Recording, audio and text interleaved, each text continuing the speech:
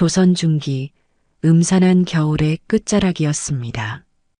연한 고을의 하늘은 잿빛으로 뒤덮였고 바람은 사람의 살을 베듯 매서웠습니다. 서리빨 같은 공기가 마을 초가의 지붕 위에 내려앉아 장작 연기조차 얼어붙는 듯 했습니다. 그날 새벽 마을 사람들은 모두 한 가지 소식에 숨을 죽였습니다. 양반가의 선비 윤상이 피를 토하고 죽었다는 것이었습니다. 그는 평소 고든 성품으로 백성의 억울함을 대변하던 사람이었습니다. 그런 윤상이 스스로 목숨을 끊었다는 것은 누구에게도 믿기 어려운 일이었습니다. 윤상의 집안은 싸늘했습니다.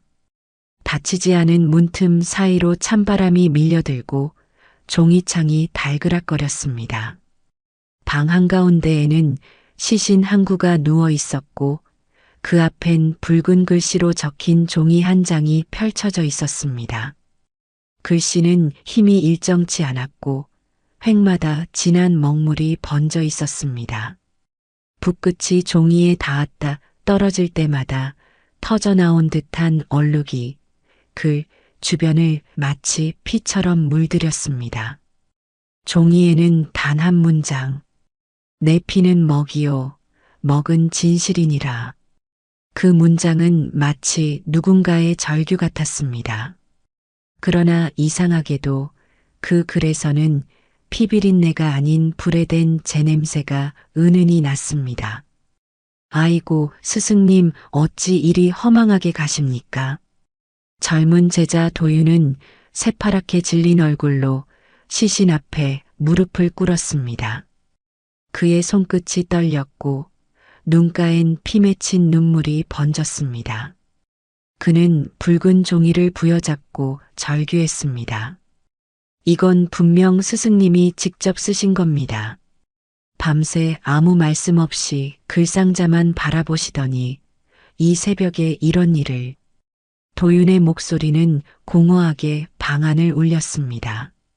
주변에 서 있던 마을 사람들은 서로를 바라보며 웅성거렸습니다. 평소 현감 나리한테 그렇게 거슬리더니 결국 저주받은 게지. 아이고, 그래도 저 선비는 착했는데 하늘이 왜 저런 일을 데려가노. 누군가는 불쑥 속삭였습니다.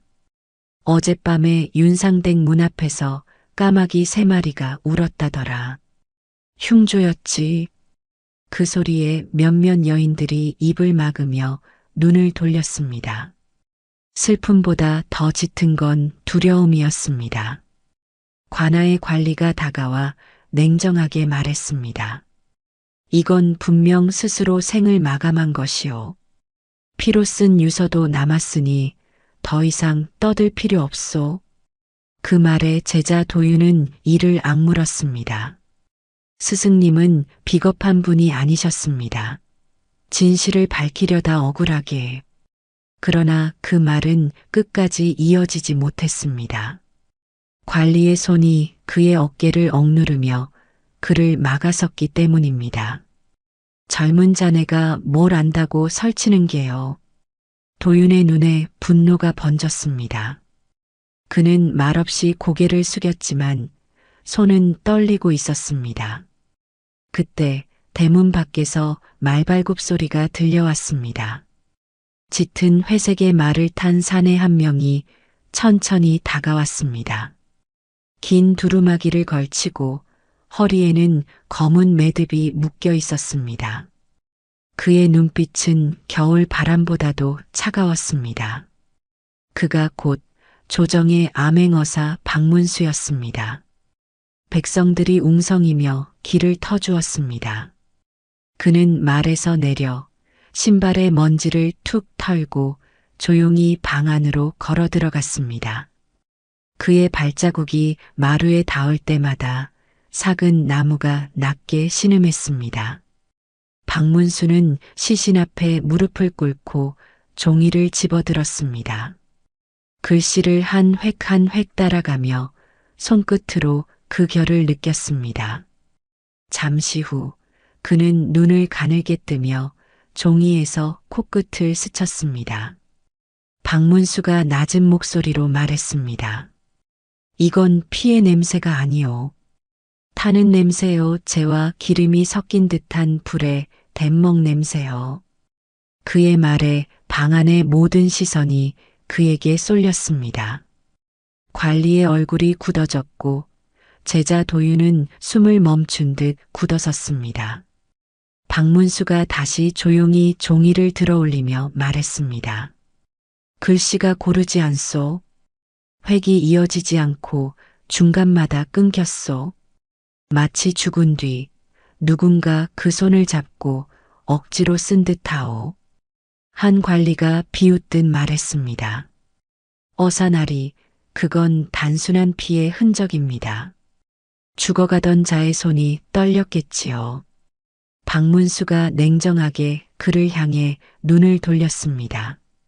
그렇다면 왜 유서의 가장자리는 그을려 있소? 피가 불타면 제가 남겠습니까? 관리의 입술이 굳어졌습니다. 박문수는 부통을 들어 흔들었습니다. 그 안에는 반쯤 그을린 먹 조각이 남아 있었습니다. 박문수가 낮은 목소리로 그러나 단호하게 말했습니다. 이건 피로 쓴 유언이 아니오. 누군가 불의 댄먹으로 새로 쓴 글입니다. 제자 도윤이 절망에 찬 목소리로 외쳤습니다. 그럴 리 없습니다. 스승님은 억울하게 돌아가셨습니다. 누가 그분의 죽음을 더럽히겠습니까? 박문수는 그를 바라보며 잠시 침묵했습니다. 그리고 조용히 눈을 내리깔고 말했습니다. 누가 그분을 더럽혔는지는 모르겠소. 하지만 이 방은 누군가 감춘 자의 숨결로 가득 차 있소. 박문수는 손끝으로 바닥을 두드렸습니다. 텅, 텅. 어딘가 비어있는 울림이 방 안에 퍼졌습니다. 박문수가 천천히 고개를 들고 말했습니다. 이 안에 진실이 묻혀 있소. 스승이 숨은 것이 아니라 누군가 스승의 말을 감춘 것이요. 그 순간 방 안의 온기가 완전히 사라진 듯 했습니다. 제자 도윤은 입술을 깨물며 고개를 숙였고 그의 눈가에 맺힌 눈물 한 방울이 유서 위로 떨어졌습니다. 그 눈물은 먹빛과 뒤섞여 더욱 짙은 검은 자국을 남겼습니다. 그날 밤 윤상의 집을 감싼 안개는 좀처럼 거치지 않았습니다. 마을 사람들은 불빛이 꺼진 그의 집을 바라보며 속삭였습니다. 어사나리가 진짜를 찾으려는 게지. 하지만 진실이란 게 때로는 목숨을 앗아가는 법이라오. 그들의 말은 바람에 실려 흩어졌습니다. 그리고 그 순간 박문수는 홀로 방 안에 남아 낮게 중얼거렸습니다. 먹빛 아래 숨은 진실은 반드시 피로 물든다. 그게 세상의 이치요. 그의 눈동자엔 결의가 깃들어 있었습니다. 그리고 그것은 곧 한 인간의 죽음을 넘은 거대한 음모의 시작이었습니다. 새벽 안개가 거치지 않은 채로 아침이 찾아왔습니다. 윤상의 집 마당엔 아직 향 냄새와 재 냄새가 뒤섞여 있었고 석가래에 걸린 종이등은 밤새 타다 남은 그 흐름으로 까맣게 변해 있었습니다. 박문수는 밤새 잠을 자지 않았습니다. 그는 죽은 윤상의 서재를 천천히 걸었습니다. 벽에는 글이 걸려 있었고 책장에는 글상자와 먹 그리고 오래된 서첩이 가지런히 놓여 있었습니다. 그의 눈빛은 차분했지만 그 속에는 단 하나의 의문이 타오르고 있었습니다. 왜 죽은 자의 유서에서 불타는 냄새가 났는가? 박문수가 먹통을 꺼내 들었습니다. 먹의 표면은 매끄럽지 않았고 마치 불에 닿은 듯 한쪽이 시커멓게 일그러져 있었습니다.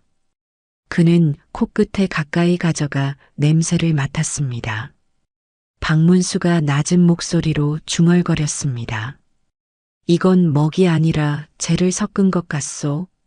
누군가 일부러 먹을 불에 태워 기름과 섞은 다음 그를 썩구려. 그의 손끝에 남은 가루가 바람에 날리자 묘하게 냄새가 퍼졌습니다. 기름과 재, 그리고 피가 뒤섞인 듯한 냄새였습니다. 그 냄새는 인간의 죽음과 너무나 닮아 있었습니다. 뒤편에서 누군가 숨을 죽이며 다가왔습니다. 제자 도윤이었습니다. 밤새 울었던 얼굴은 창백했고 눈가는 벌겋게 부어올라 있었습니다.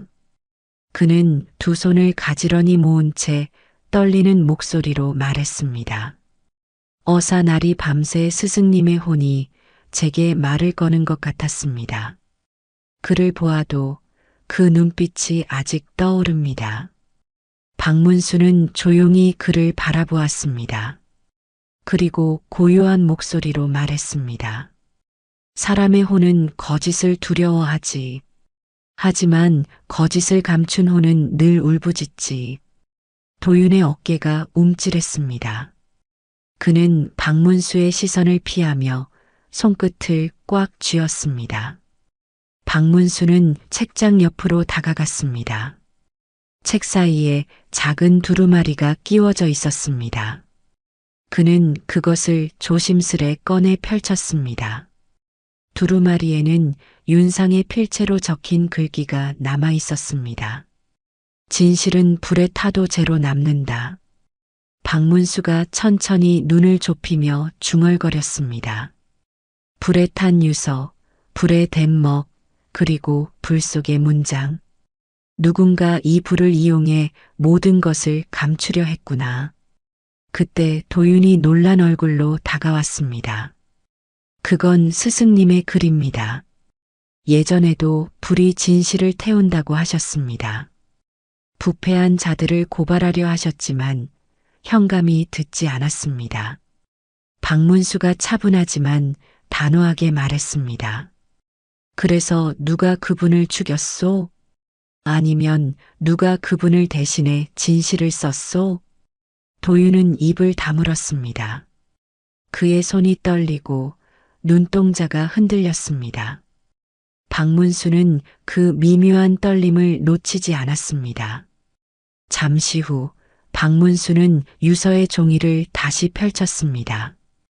그는 먹선을 빛에 비추어 보았습니다. 놀랍게도 글씨의 중간 부분, 특히 진실의 진자에서만 먹빛이 다르게 반짝였습니다. 그건 다른 먹으로 덧칠한 흔적이었습니다. 박문수가 천천히 고개를 들며 말했습니다. 이 획만 다루오. 누군가 진자를 덧그렸소. 그때 불에 댄 먹을 쓴 것이오. 도윤은 그 말을 듣자마자 얼굴이 창백해졌습니다. 그는 허공을 바라보며 중얼거렸습니다. 저는 아무것도 하지 않았습니다. 박문수가 냉정한 눈빛으로 물었습니다.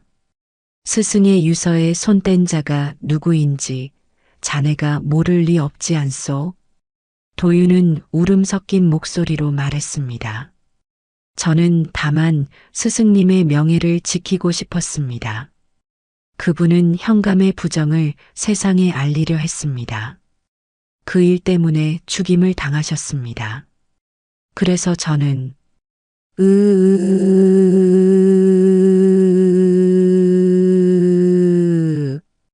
그의 말은 끝나지 않았습니다. 박문수는 도윤을 똑바로 바라보다가 낮게 말했습니다. 그래서 자네가 스승의 손을 잡고 글을 완성했구려. 그 말에 도윤의 눈이 크게 흔들렸습니다. 그는 고개를 떨군 채 무릎을 꿇었습니다. 손끝이 차갑게 떨렸고 그의 눈동자에서 마지막 희미한 빛이 꺼져가고 있었습니다. 박문수는 말없이 창문 쪽으로 다가갔습니다. 창밖에는 흐릿한 새벽 햇살이 피어오르고 있었습니다. 그는 하늘을 바라보며 천천히 말했습니다. 진실은 타서 사라지지 않소. 다만 그 진실을 감춘 자의 마음만이 타들어갈 뿐이요. 그의 목소리는 고요했지만 방 안의 공기를 가르는 칼날 같았습니다. 도윤은 눈물을 흘리며 말했습니다. 저는 죄를 지었습니다. 하지만 스승님은 거짓말을 원하지 않으셨습니다. 박문수가 단호히 말했습니다.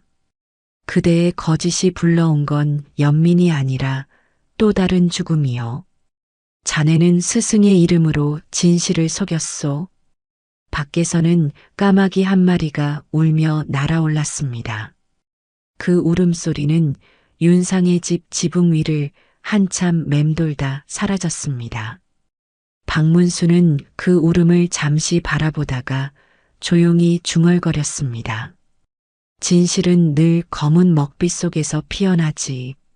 하지만 그 먹빛이 피로 물들면 진실도 죽는 법이요. 그는 다시 방 안으로 돌아와 붓을 들었습니다. 붓끝을 유서의 먹자국에 대고 천천히 문질렀습니다. 그러자 붓끝이 붉게 물들며 피 냄새가 섞여 올라왔습니다. 불과 피 그리고 진실이 뒤섞인 그 냄새는 사람의 숨을 막히게 했습니다. 박문수는 눈을 감고 중얼거렸습니다. 이건 단순한 자살이 아니오 진실을 묻은 살인입니다. 그의 말이 끝나자 창밖의 빛이 서서히 방 안으로 스며들었습니다.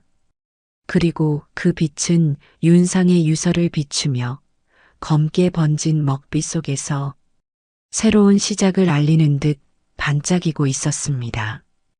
그날 오후 윤상의 집안은 여전히 어둠에 잠겨 있었습니다. 불은 꺼졌지만 그 냄새는 아직도 벽과 서책에 배어 있었습니다. 박문수는 방 안의 제 더미를 하나하나 뒤지며 천천히 살펴보았습니다. 그의 손끝이 검게 물들었고 손바닥에는 먹과 재가 뒤섞인 흔적이 남았습니다. 그는 마치 죄의 자국을 더듬듯 방 안구석을 더듬었습니다. 제자 도윤은 방 한켠에서 무릎을 꿇은 채 고개를 들지 못했습니다. 눈은 퉁퉁 부어 있었고 손끝은 가느다랗게 떨렸습니다. 그는 숨죽여 울다가도 박문수의 발소리가 들릴 때마다 고개를 숙였습니다. 박문수가 차분한 목소리로 말했습니다.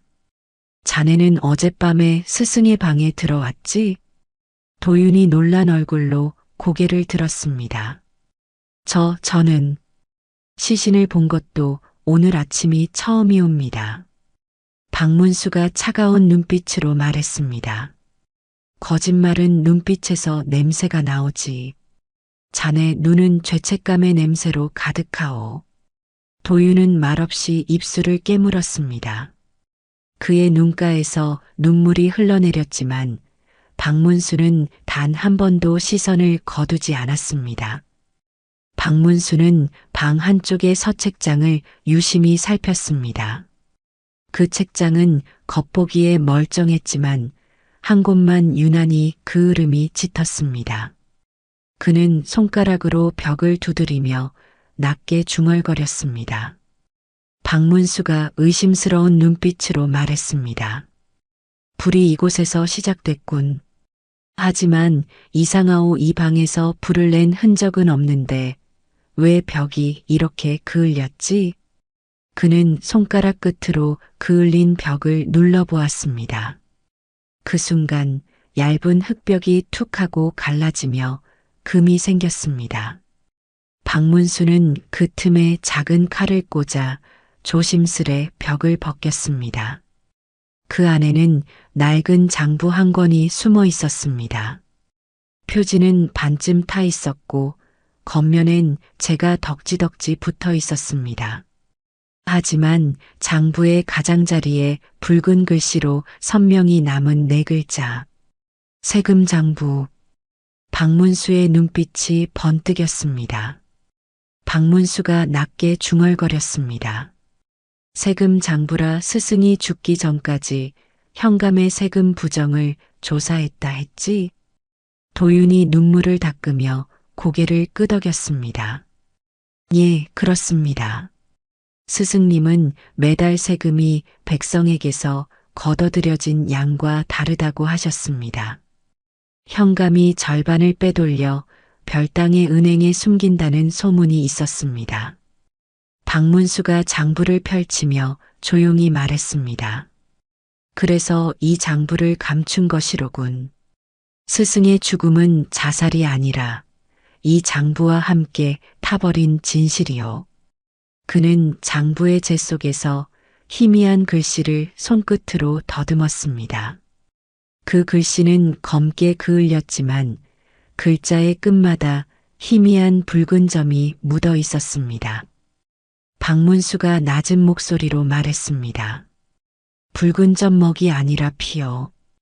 이건 글을 쓰다 죽은 자의 손끝이 닿은 피의 자국이요. 그 순간 도윤은 입술을 가리며 흐느꼈습니다. 스승님은 진실을 밝히려다 죽임을 당하신 겁니다. 어사날이 그분을 살려주진 못하더라도 그분의 억울함을 밝혀주십시오. 박문수는 조용히 장부를 덮었습니다. 그리고 도윤을 향해 깊은 눈빛으로 말했습니다. 진실은 이미 죽은 이의 피로 쓰였소. 하지만 그 피를 번역할 이는 산자여. 내가 그 일을 하겠소. 그때 문 밖에서 발소리가 들렸습니다. 관아의 관리 둘이 다급히 들어왔습니다. 한 명이 숨을 몰아쉬며 말했습니다. 어사나리, 현감나리께서 어사께 즉시 오라 하십니다. 조사 중단 명령이 내려졌습니다. 방 안의 공기가 멎었습니다. 도윤의 얼굴이 하얗게 질렸고 박문수는 잠시 아무 말 없이 그들을 바라보았습니다. 그의 눈빛은 서늘했지만 입술의 곡선에는 미묘한 냉소가 스쳤습니다. 박문수가 조용히 일어나며 말했습니다. 죽은 자의 방을 닫으라 명하는 건 산자가 겁을 먹었다는 증거요. 가서 전하시오. 어사는 명을 받지만 정의는 명을 받지 않소.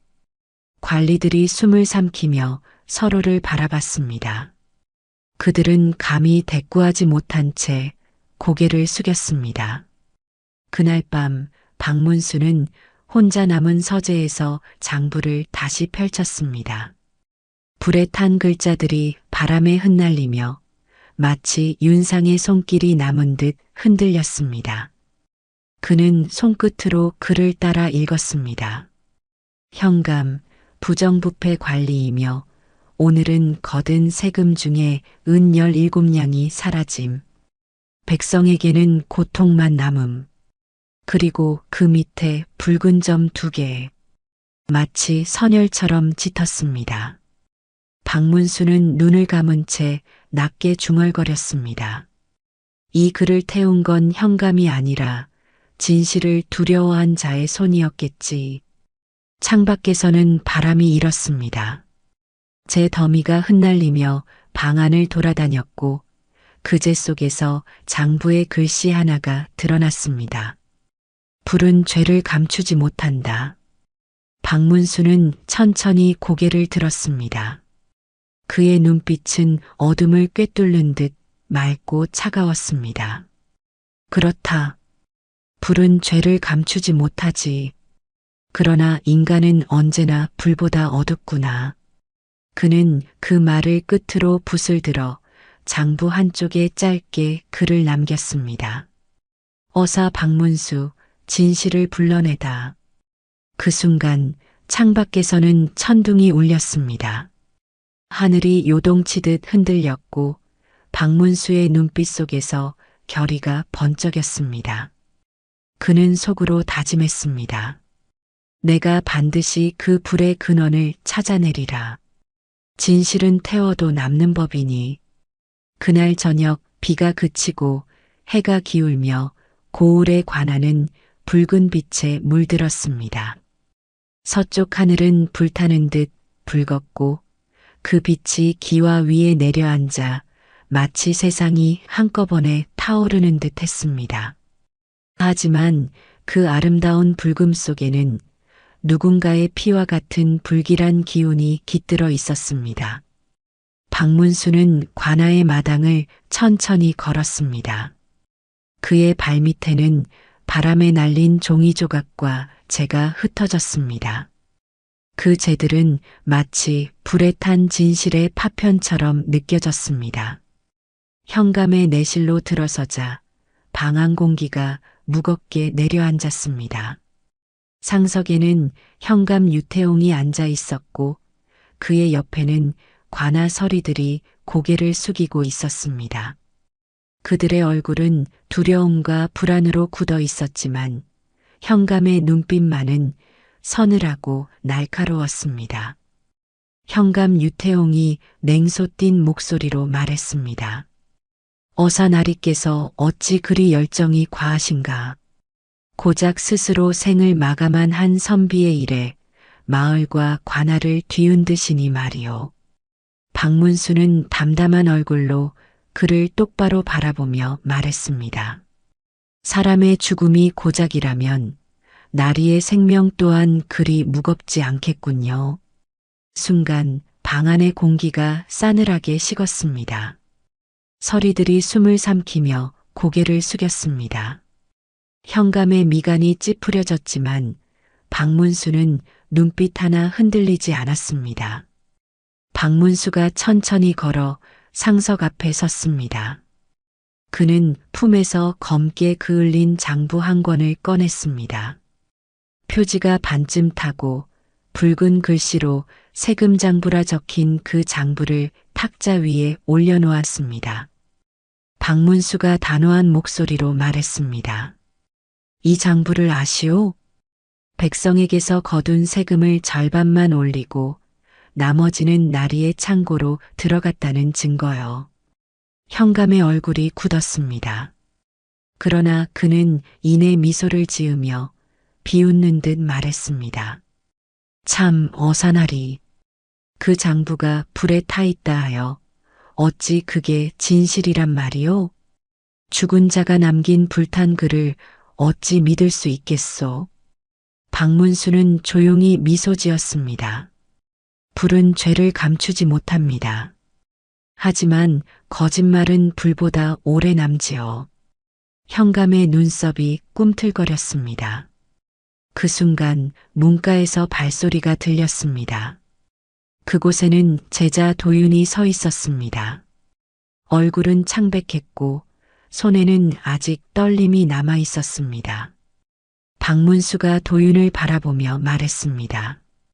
이자가 윤상 선생의 제자요. 그리고 내가 아는 바로는 그대가 스승의 마지막 글을 지켜보았지요. 도윤은 그 자리에서 무릎을 꿇었습니다. 그의 어깨가 부들부들 떨렸고 눈물이 한 줄기 흘러내렸습니다. 예, 그렇습니다. 스승님은 진실을 밝히려다 죽임을 당하셨습니다. 저는 그분의 뜻을 이어야 한다고 생각했습니다. 박문수가 냉정하게 물었습니다. 그래서 자네가 불에 댄먹으로 유서를 썼지? 도윤이 고개를 세차게 흔들었습니다. 그건 제가 아니었습니다. 다만 스승님이 쓰신 글을 고치려던 것뿐입니다. 현감나리가 그 유서를 빼앗아 불태우려 했습니다. 현감이 자리에서 벌떡 일어섰습니다. 허튼 소리. 내 놈이 감히 관아의 주인을 모함하는 것이냐. 박문수가 차분히 손을 들어 그를 막았습니다.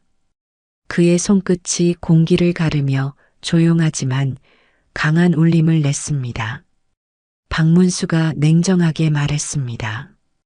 거짓이란 불길처럼 결국 제 몸을 태우지요. 현감나리, 죽은 윤상은 자살이 아닙니다. 누군가 그를 죽이고 그의 손을 붙잡아 유서를 완성시켰습니다. 방 안은 정적에 잠겼습니다. 도윤은 두 손으로 얼굴을 가리고 흐느꼈습니다. 그날 밤 저는 들었습니다.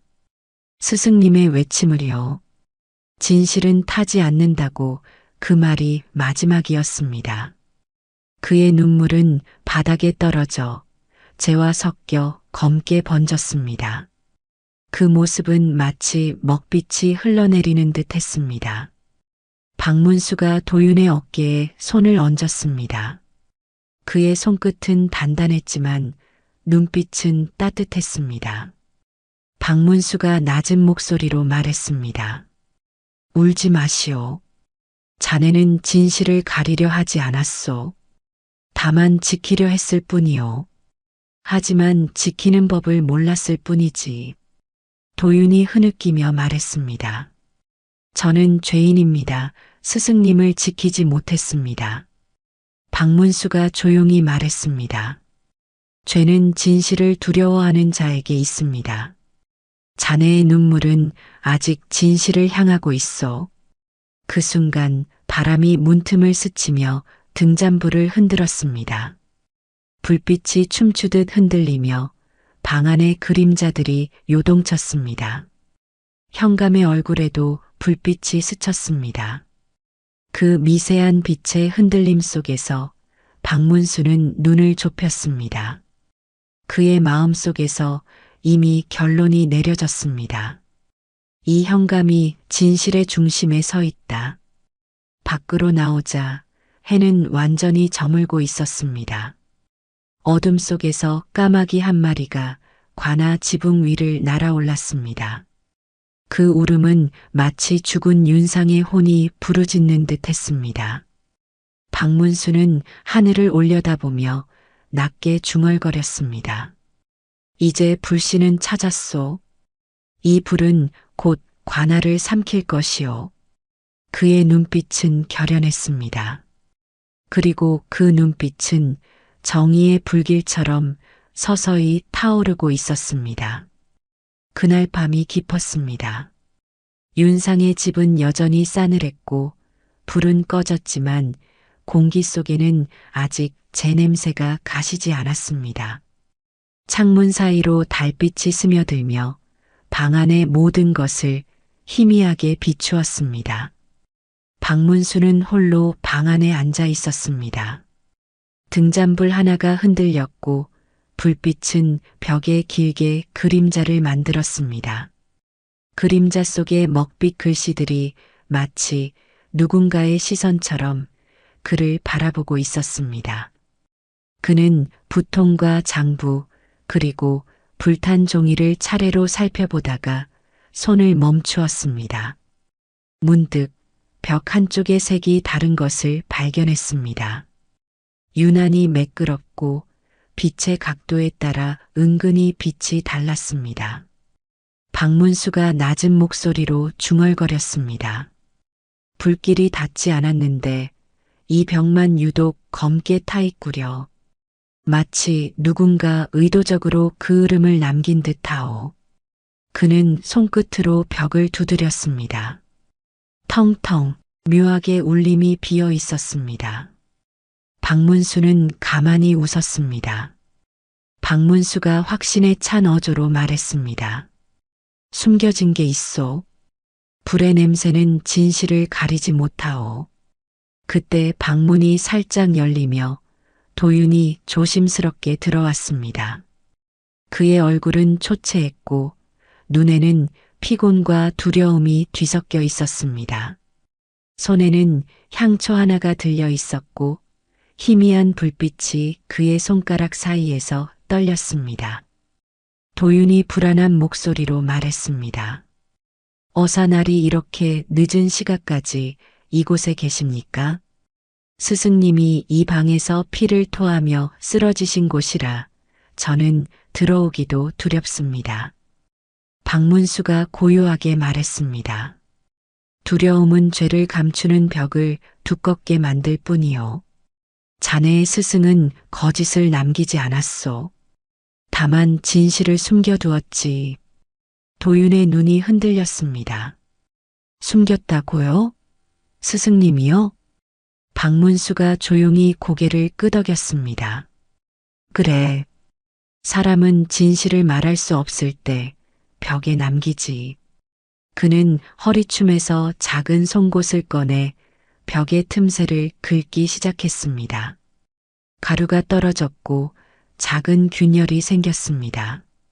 그 균열 속에서 검은 천 조각이 드러났습니다. 박문수가 차분히 천을 꺼냈습니다. 그 안에는 작은 종이 묶음이 들어 있었습니다. 겉면에는 불에 탄 듯한 자국이 있었고 글씨 하나가 희미하게 남아 있었습니다. 도윤에게. 박문수의 눈빛이 깊어졌습니다. 그는 그 종이를 조심스럽게 펼쳤습니다. 글씨는 삐뚤고 불에 그을려 있었지만 분명 윤상의 필체였습니다. 진실은 불에 타도 재로 남는다. 내가 남긴 장부와 이 글이 함께 있다면 진실은 언젠가 드러날 것이다. 도윤아, 진실을 두려워하지 말거라. 그 글귀를 읽는 순간 도윤은 무릎을 꿇고 울부짖었습니다. 스승님, 어찌 저에게 이런 짐을 남기셨습니까? 저는 진실을 감당할 용기가 없었습니다. 그의 울음은 벽을 울렸고 등잔불이 흔들리며 방 안의 그림자가 요동쳤습니다. 박문수는 잠시 그를 바라보다가 조용히 말했습니다. 진실은 자네를 무겁게 누르지 않소. 오히려 자네를 일으키기 위해 무게를 지닌 것이오. 도윤은 눈물을 닦으며 고개를 들었습니다. 그의 눈빛은 절망과 회한이 뒤섞인 복잡한 빛이었습니다. 저는 스승님이 남긴 장부를 감추었습니다. 그걸 현감이 알게 되어 그날 밤 불이 나버렸습니다. 박문수의 눈썹이 미세하게 떨렸습니다. 그날의 불길이 스승의 목숨을 삼킨 게 아니오. 진실을 삼킨 자의 손이 불을 붙였소. 그는 두루마리를 천천히 말아 품속에 넣었습니다. 그리고 벽 안쪽을 다시 살피다가 미세한 금속 소리를 들었습니다. 박문수가 손을 뻗으며 말했습니다. 잠깐, 이건 종이 외의 것이 있소. 박문수가 손가락으로 벽 틈을 더 넓히자 그 안에서 반쯤 녹이 쓴 작은 칼날 하나가 나왔습니다. 그 칼날에는 피처럼 굳은 검은 얼룩이 남아 있었습니다. 박문수가 낮은 목소리로 중얼거렸습니다. 이건 북칼이 아니오. 누군가를 죽인 흔적이오. 도윤이 숨을 삼키며 말했습니다. 그날 밤 저는 불길이 오르기 전에 누군가의 발소리를 들었습니다. 무겁고 거칠었습니다. 그건 현감의 호위 무사였습니다. 박문수의 눈빛이 서늘하게 빛났습니다. 그의 손이 칼날 위를 스치자 피와 재가 섞인 검은 얼룩이 부서져 떨어졌습니다. 그 조각이 바닥에 떨어지며 새까만 점으로 남았습니다. 박문수가 조용히 말했습니다. 이 검은 점이 유서의 먹이 되었구려. 진실은 이렇게 썩은 피로 쓰였던 것이오. 그의 말에 도윤은 고개를 숙이며 눈을 감았습니다. 눈물이 다시 볼을 타고 흘러내렸습니다. 그는 울음 섞인 목소리로 말했습니다. 스승님의 글을 지키려던 제가 그들의 죄를 숨겨준 셈이군요. 박문수가 고개를 끄덕이며 낮은 목소리로 말했습니다. 진실을 감춘 자는 죄를 짓지만 진실을 찾는 자는 죄를 씻습니다. 이제 남은 건 불을 붙인 자를 찾는 일뿐이요. 박문수는 자리에서 일어났습니다. 도윤은 눈물을 닦으며 불안한 표정으로 그를 바라보았습니다. 박문수가 냉정하게 말했습니다. 무엇이든 진실은 스스로 드러나려 하는 법이요. 그 불길이 다시 타오르려는 모양이군. 그는 천천히 문을 열고 어둠 속으로 발걸음을 옮겼습니다. 달빛이 그의 뒷모습을 따라가며 길게 그림자를 드리웠습니다. 그 밤 윤상의 집 벽 속에서 꺼낸 두 번째 유서와 피 묻은 칼날은 곧 고을 전체를 뒤흔드는 불씨가 되었습니다. 박문수는 이제 더 이상 증거를 찾는 자가 아니라 진실을 드러내는 심판자가 되어가고 있었습니다. 이튿날 아침 관아의 하늘은 무겁게 내려앉았습니다. 새벽부터 구름이 모여들었고 바람은 재 냄새를 품고 있었습니다. 고을은 아직 잠들지 못한 듯 사람들의 시선은 관아 쪽으로만 쏠려 있었습니다. 그 이유는 단 하나 어사 박문수가 현감을 신문한다는 소식이었습니다. 관아의 대청 안 좌우에 포졸들이 줄지어 서 있었고 대청 중앙에는 검게 그을린 장부와 피 묻은 칼날이 놓여 있었습니다. 그 위로 새벽빛이 길게 드리워졌습니다. 그 빛은 희미했지만 마치 진실이 어둠 속에서 스스로 걸어 나오는 듯 했습니다. 현감 유태용은 상석에 앉아 있었지만 얼굴에 여유는 없었습니다. 이마엔 땀이 맺혀 있었고 손끝은 떨리고 있었습니다. 그 옆에는 서리와 이방이 고개를 숙인 채 눈치를 보고 있었습니다. 박문수는 한참 동안 침묵했습니다. 그 침묵은 칼보다 날카로웠고 방 안의 모든 이들이 숨을 삼켰습니다. 그러다 그는 천천히 입을 열었습니다. 박문수가 냉정하지만 단단한 어조로 말했습니다. 현감날이 지난밤 불이 난 윤상의 집에서 피 묻은 칼날이 나왔습니다. 그 칼은 벽 속에서 발견되었고 그 피는 윤상의 것이었습니다. 현감이 억지로 웃음을 지었습니다. 어사나리, 그건 단순한 우연이지요. 칼은 많고 피 묻은 칼이야 고을의 백정집에서도 흔한 것이요. 박문수는 미소조차 짓지 않았습니다. 그는 조용히 손을 들어 장부의 한 장을 펼쳤습니다. 그 장부에는 유태용이라는 이름이 또렷이 적혀 있었고 그 옆에는 은 16냥, 장작꾼 명부, 매입이라는 글귀가 있었습니다.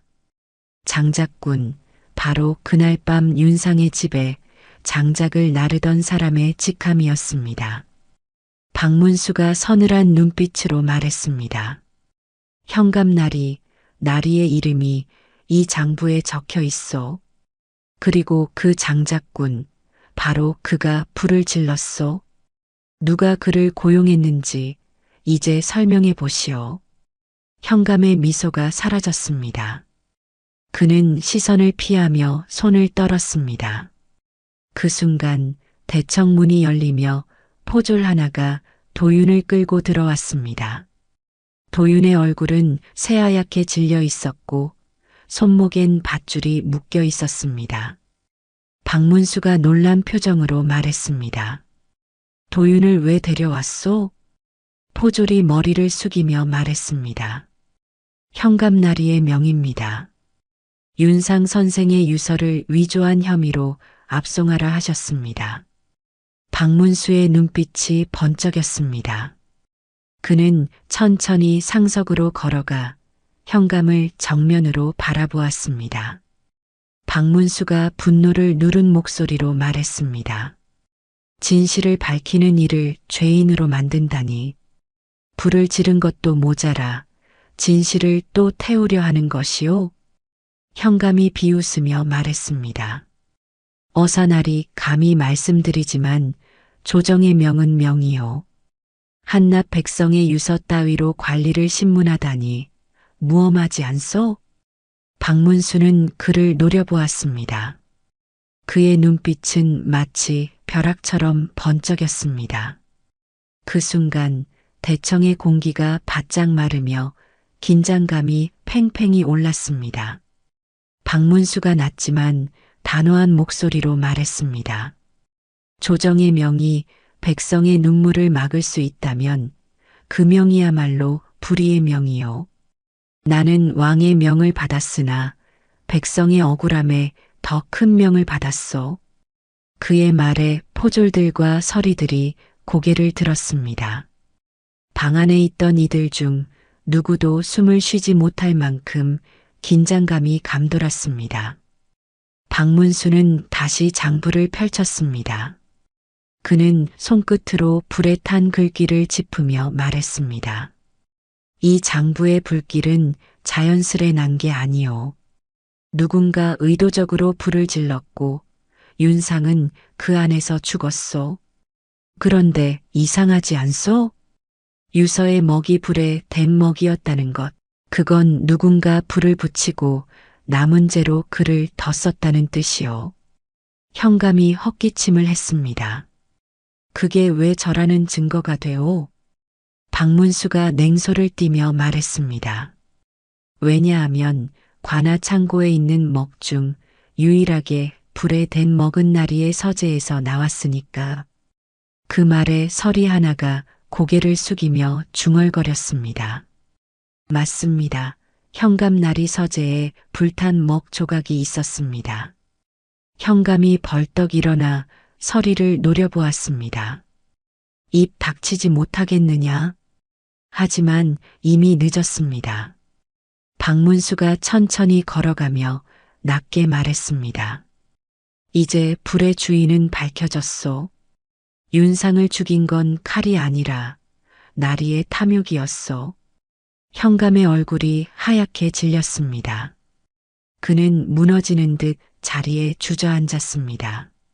나는 그저 명예를 지키려 했을 뿐이요. 그가 나를 고발하려 했소. 그래서 겁을 주기 위해 불을 조금만 붙이려 했는데 그의 목소리가 점점 떨렸습니다. 박문수는 고개를 숙이지 않은 채 서늘한 목소리로 말했습니다. 불은 죄를 감추지 못합니다. 나리가 붙인 불은 그대의 명예가 아니라 진실의 심장에 닿았소. 현감은 그 말을 듣자 울부짖었습니다. 나는 살인자가 아니오. 불이 스스로 번졌을 뿐이오. 박문수가 냉정하게 말했습니다. 그렇다면 불이 혼자 걸어 들어가 사람의 숨을 끊었단 말이오? 그의 말이 끝나자 대청하는 정막에 잠겼습니다. 바람 한 줄기가 문틈으로 스며들어 등잔불을 꺼뜨렸습니다. 어둠 속에서 박문수의 목소리가 울렸습니다. 진실의 불은 꺼지지 않소.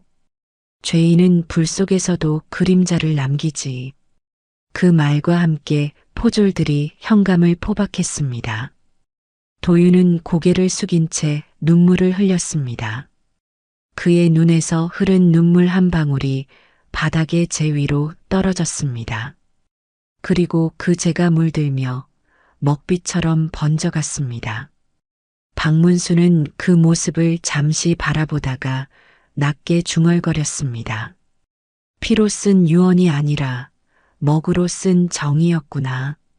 그날 저녁 하늘에는 작은 불빛이 일렁였습니다. 마치 진실이 다시 타오르는 듯한 붉은 노을이 고을을 덮었습니다. 바람은 차가웠지만 그 속에서 박문수의 눈빛은 어느 때보다 뜨거웠습니다. 밤은 깊었고 고을의 하늘엔 한 줄기 달빛만이 남아 있었습니다. 불길이 꺼진 관아의 마당에는 재 냄새와 비린 피 냄새가 뒤섞여 있었습니다. 포졸들이 사라진 뒤 어사 박문수는 홀로 현감의 서재로 향했습니다. 그의 발걸음은 느리지만 단단했습니다. 그 눈빛엔 냉철함보다도 슬픔이 더 짙게 서려 있었습니다. 그는 알고 있었습니다. 진실을 밝힌다는 것은 결국 누군가의 인생을 끝내는 일이라는 것을. 현감의 서재는 어둠에 잠겨 있었습니다. 탁자 위엔 반쯤 쓰다 남은 붓과 식은 술잔이 놓여 있었습니다. 벽에는 휘황찬란한 글씨들이 걸려 있었지만 그 안엔 아무런 생기가 없었습니다. 박문수는 천천히 걸으며 책상 위에 붓을 손에 들었습니다. 붓의 끝자락은 불에 그을린 듯 거칠었습니다. 손가락으로 쓸어내리자 희미한 그을음이 떨어졌습니다. 박문수가 낮은 목소리로 중얼거렸습니다. 불에 댄 먹의 냄새. 이 붓으로 스승의 유서를 다시 쓴 것이로군. 그때 뒤에서 문이 삐걱 열리며 누군가 들어왔습니다. 도윤이었습니다. 그는 포졸의 감시에서 풀려난 뒤 다시 어사를 따라온 것이었습니다.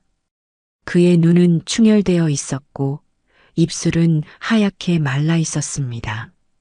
도윤이 죄책에 짓눌린 목소리로 말했습니다. 날이 이제 모든 게 제 탓입니다. 제가 그 붓을 현감에게 전했습니다. 스승님의 유서가 불에 타버렸다고 하자 현감이 말했습니다. 그럼 불로 다시 써야지. 저는 그 말의 뜻을 알지 못했습니다. 그의 목소리가 점점 떨렸습니다. 박문수는 붓을 내려놓고 조용히 그를 바라보았습니다. 박문수가 냉정하지만 슬픔 어린 목소리로 말했습니다. 자네는 스승의 피로 쓰인 글을 죄인의 손에 다시 맡긴 셈이요. 진실은 불에 타지 않았소. 하지만 자네의 손이 그 불을 이어준 것이요. 도윤의 무릎이 풀리며 바닥에 떨어졌습니다. 그는 얼굴을 감싸 쥔 채 울부짖었습니다. 제가 죽겠습니다, 나리. 이 죄를 씻을 길이 없습니다. 박문수가 천천히 고개를 저었습니다. 진실을 감춘 자는 죽어야 하지만 진실을 찾은 자는 살아야 하오. 자네의 죄는 죽음으로 씻는 게 아니라 진실로 갚는 것이오.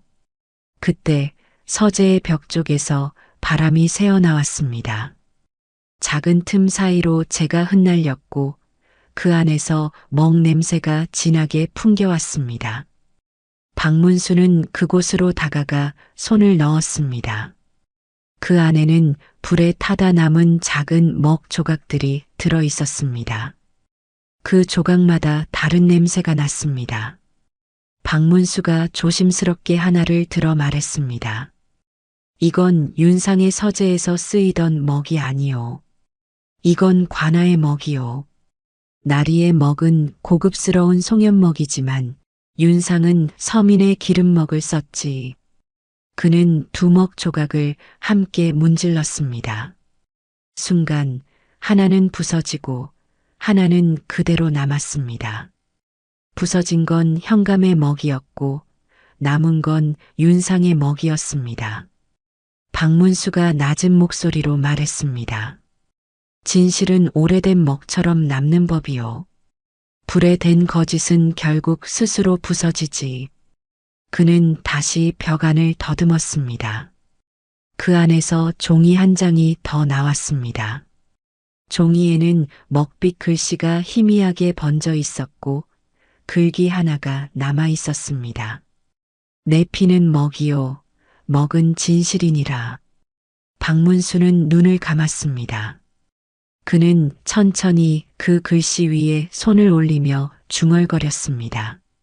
이건 위조된 글이 아니오. 스승이 죽기 전 남긴 첫 번째 유서였구나. 나머지는 그가 죽은 뒤 불에 댄 먹으로 더 씌워졌소.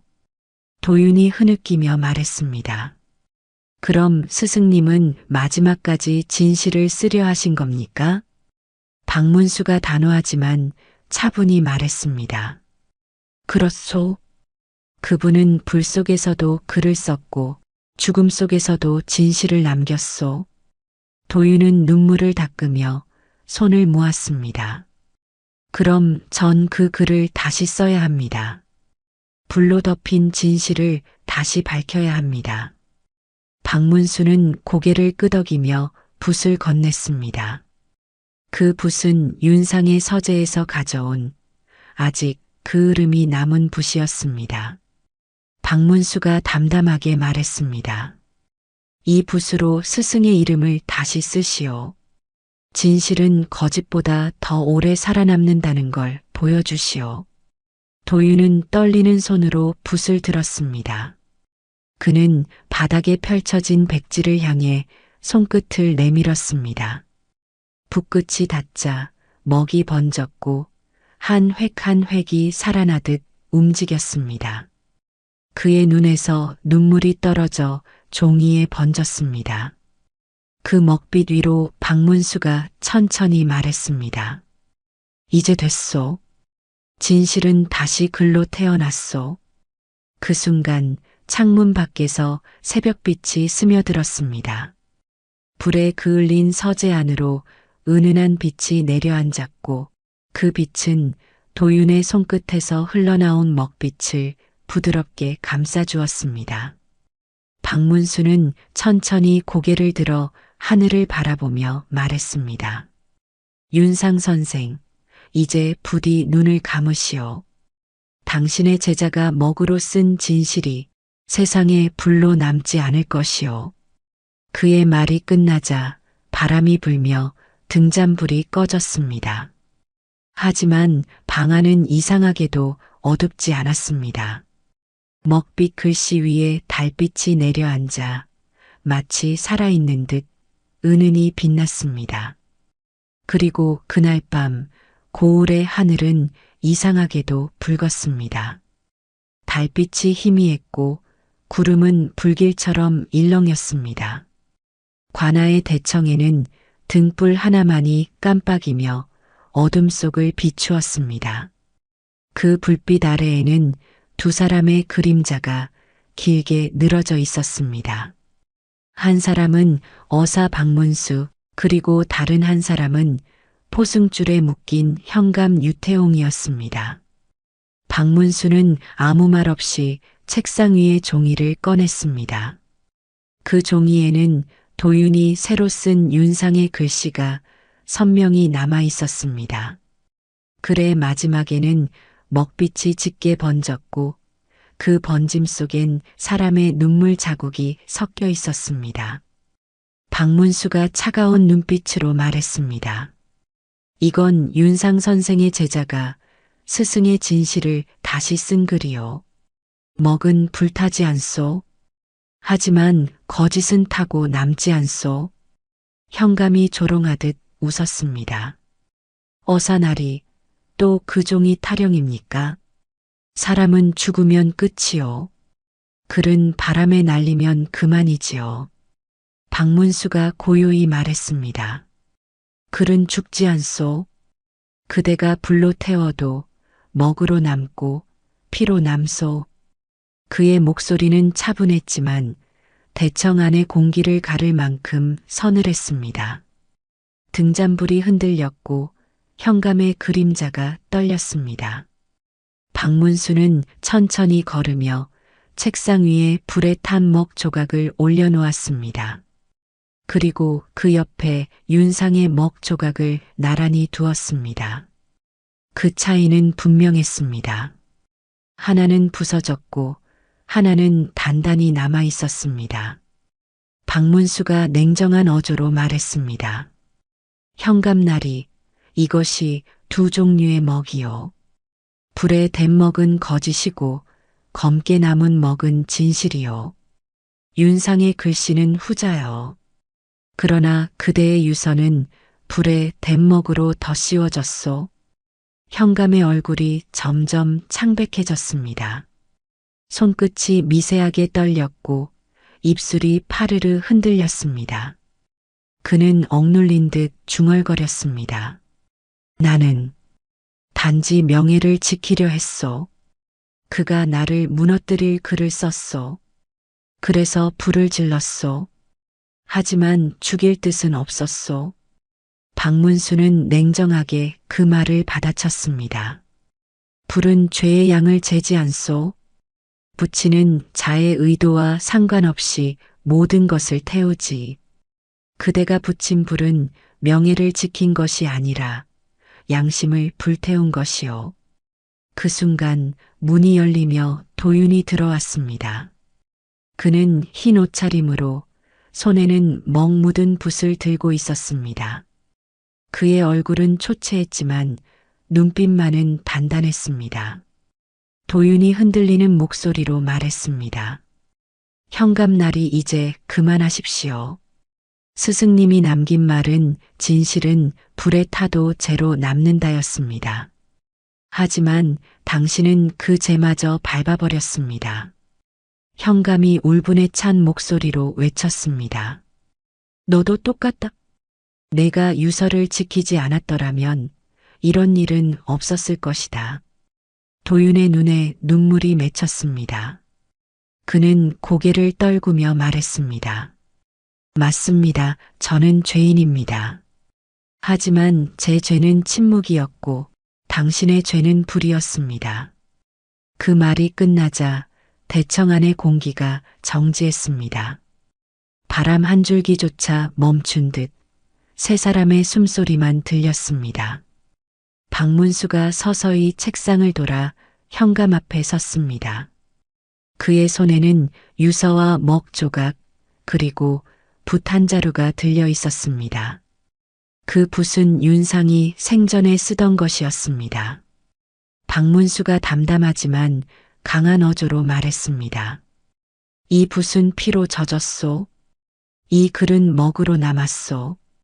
그대가 아무리 불을 질러도 피와 먹은 하나로 이어지오. 그는 붓을 천천히 들어 유서 위에 마지막 글귀를 썼습니다. 불은 죄를 감출 수 없다. 글씨가 완성되자 방 안은 숨죽은 듯 조용해졌습니다. 등잔불이 그 글씨 위를 비추며 반짝였습니다. 현감은 그 빛을 바라보다가 두 손으로 얼굴을 가렸습니다. 현감이 무너진 목소리로 말했습니다.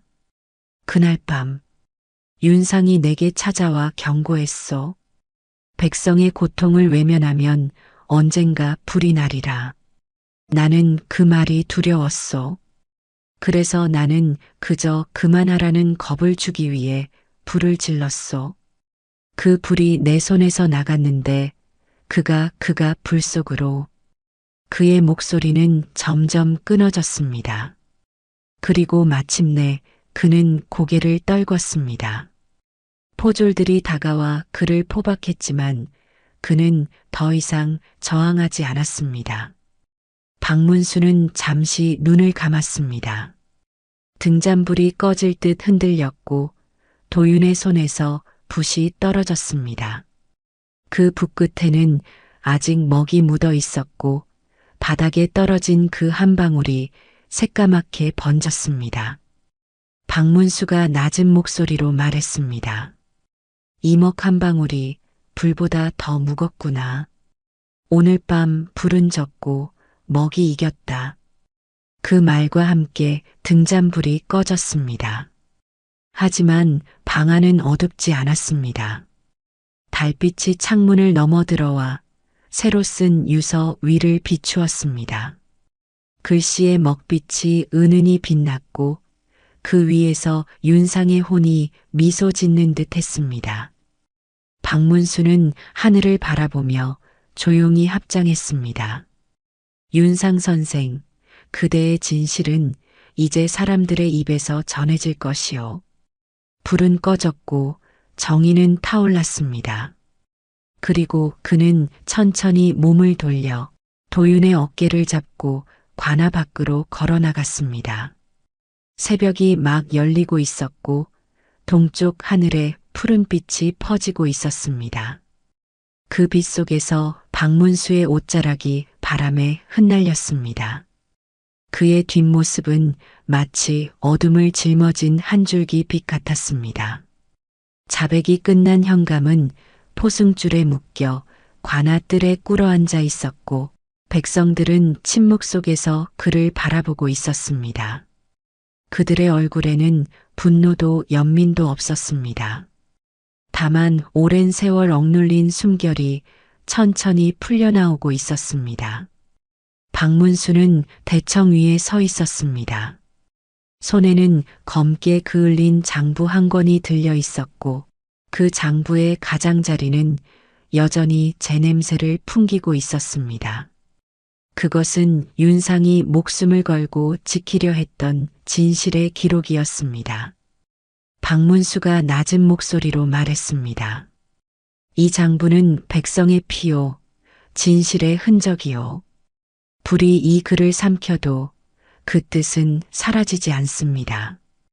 그의 목소리에 마당의 공기가 잔잔히 떨렸습니다. 바람이 스쳤고 제가 흩날렸습니다. 그 순간 어디선가 불길 냄새가 다시 퍼지기 시작했습니다. 한 포졸이 헐레벌떡 달려왔습니다. 어사나리, 창고 쪽에서 연기가 납니다. 불이 났습니다. 박문수가 눈을 번쩍 뜨며 말했습니다. 무엇이라 했소? 포졸이 숨을 몰아쉬며 외쳤습니다. 장부와 증거물을 보관하던 창고입니다. 누군가 불을 지른 듯합니다. 그 말이 끝나자 박문수는 장부를 품속에 넣고 전속력으로 달렸습니다. 관아의 뒤편 창고 쪽에서 검은 연기가 피어오르고 있었습니다. 바람이 불 때마다 불길이 치솟았고 지붕이 무너져 내리며 폭음이 터졌습니다. 도윤이 뒤를 따르며 절규했습니다. 날이 위험합니다. 불길이 너무 큽니다. 박문수는 숨을 몰아쉬며 외쳤습니다. 진실이 불에 타고 있는데 내가 어찌 가만히 있겠소? 그는 소매를 걷어붙이고 뜨거운 연기 속으로 뛰어들었습니다. 눈앞은 시커먼 연기와 불꽃으로 가득했습니다. 그럼에도 그의 시선은 오직 하나, 장부가 있던 나무 상자였습니다. 불길 사이에서 박문수의 옷이 그을렸고 피부가 타는 냄새가 났습니다. 그는 이를 악물며 상자를 잡아당겼습니다. 상자 속의 장부는 반쯤 불타 있었지만 중앙 부분은 아직 남아 있었습니다. 그는 그 장부를 품속에 안고 뒤로 넘어지며 기침을 터뜨렸습니다. 그때 문 밖에서 도윤의 목소리가 들려왔습니다. 나리, 손을 내미십시오. 박문수가 연기 속에서 손을 뻗었습니다. 도윤이 그의 손을 붙잡고 온 힘을 다해 끌어냈습니다. 두 사람은 바닥에 쓰러졌고 불길이 그들 뒤에서 치솟았습니다. 포졸들이 달려와 물을 끼얹었고 한참 만에 불길이 잦아들었습니다. 박문수의 옷은 타 있었고 손등엔 화상 자국이 남았습니다. 하지만 그의 품속에는 여전히 장부가 고스란히 안겨 있었습니다. 그 장부의 표면에는 불에 탄 흔적 위로 윤상의 이름이 희미하게 남아 있었습니다. 박문수가 숨을 몰아쉬며 중얼거렸습니다. 불은 진실을 태우려 했지만 진실은 불 속에서 더 단단해졌소. 도윤은 눈물 섞인 목소리로 말했습니다. 날이 손이 다치셨습니다. 어쩌자고 그렇게. 박문수가 미소를 지으며 말했습니다. 이 손이 다친 건 벌이 아니라 은혜요. 거짓을 쥐지 않고 진실을 붙잡은 손이라면 이 아픔쯤은 가볍소. 그의 손끝에서 피 한 줄기가 흘러내렸습니다. 그 피가 장부의 글자 위에 떨어지며 번지듯 스며들었습니다. 피와 먹이 한데 섞여 검붉은 글씨가 새로이 살아났습니다. 그때 불길 사이에서 포졸 하나가 외쳤습니다. 어사나리, 이건 스승 윤상 선생의 인장이옵니다. 모든 포졸들과 윤상의 제자 도윤 그리고 박문수는 끝까지 정의를 지키려고 했던 윤상 선생의 의지에 눈물을 흘리지 않는 자가 없었습니다. 그리고 부정을 저지른 현감 또한 끝까지 부정부패를 막으려 했던 윤상 선생의 의지에 현감 또한 마음이 움직이며 눈물을 흘렸습니다. 그로부터 사흘 뒤 한양으로 향하는 길, 봄비가 잠시 그치고 먼 산 위로 여명이 비치고 있었습니다. 길 위에는 먼지를 뒤집어 쓴 말 한 필이 천천히 걸어가고 있었고 그 위에는 검은 도포 차림의 한 사내가 앉아 있었습니다. 그는 바로 어사 박문수였습니다. 품속에는 불에 탄 장부와 윤상의 인장이 함께 들어 있었습니다. 그것은 피와 재로 남은 진실의 무게였습니다. 그의 옆에는 수척해진 제자 도윤이 함께 걸었습니다. 도윤의 손에는 스승의 먹으로 다시 쓴 유서 한 장이 들려 있었습니다. 그 글은 아직도 윤상의 숨결이 느껴질 만큼 따뜻했습니다.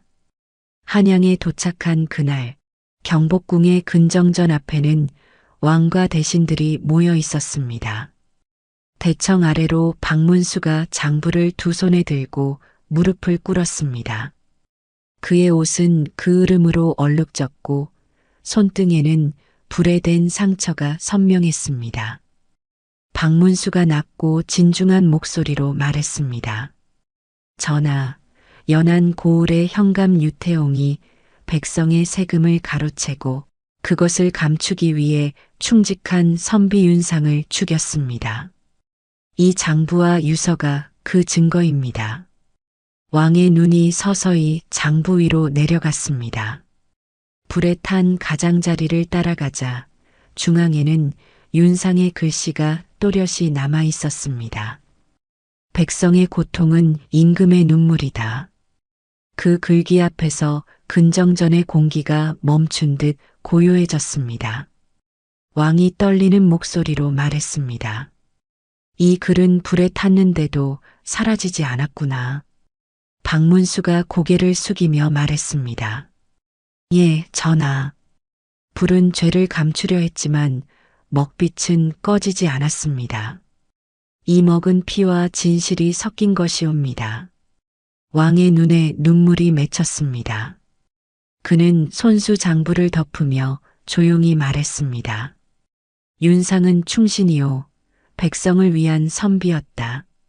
그의 억울함을 풀고 그 이름을 복권하라. 대신들이 고개를 숙였습니다. 그 순간 근정전 안에 들어온 햇살이 붉은 기둥 사이로 비쳐 박문수의 얼굴을 밝히고 있었습니다. 박문수가 품속에서 윤상의 인장을 꺼내 왕 앞에 바쳤습니다. 그 인장은 불 속에서도 녹지 않고 남았던 진실의 증표였습니다. 박문수가 고개를 숙이며 말했습니다. 전하, 이 인장은 윤상이 남긴 마지막 글과 함께 있었습니다. 불은 죄를 감추지 못한다. 그것이 스승의 마지막 말이었습니다. 왕은 잠시 침묵하다가 인장을 두 손으로 받들며 중얼거렸습니다.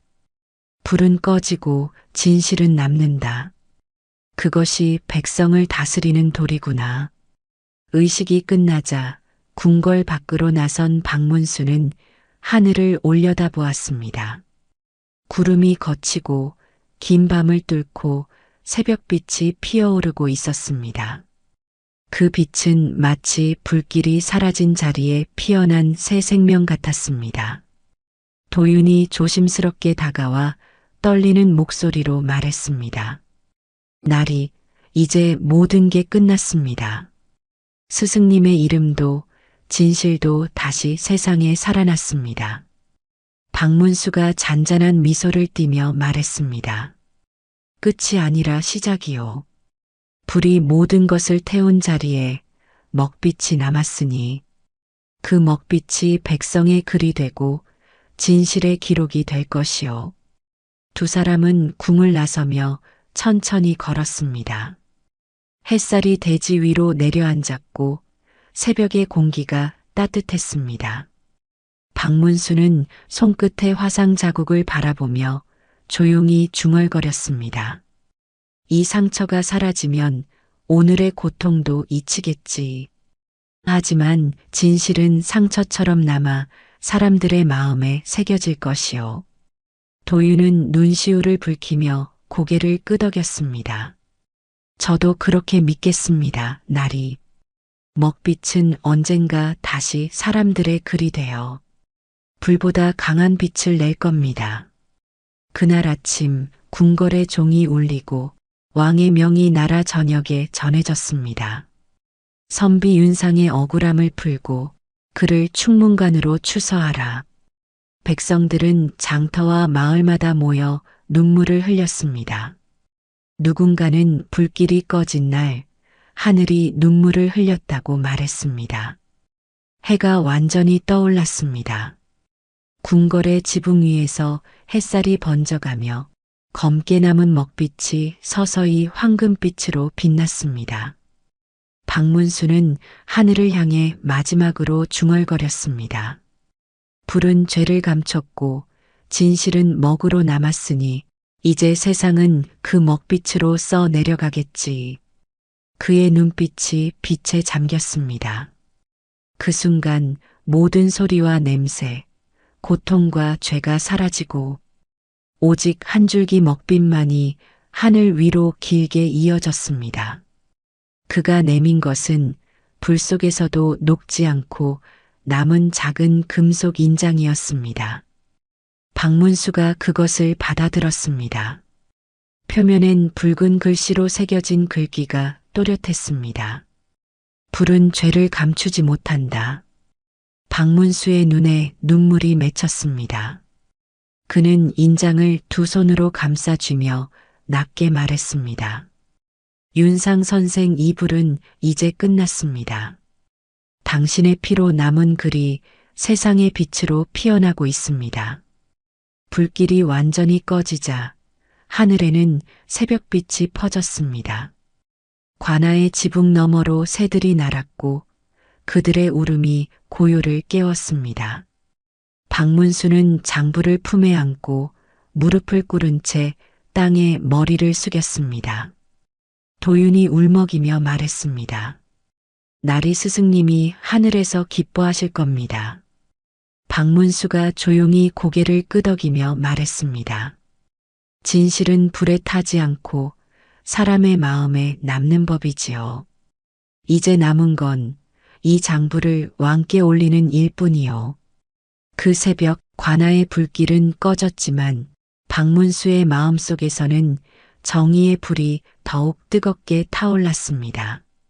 그 불은 세상 어느 불보다도 깊고 맑았습니다.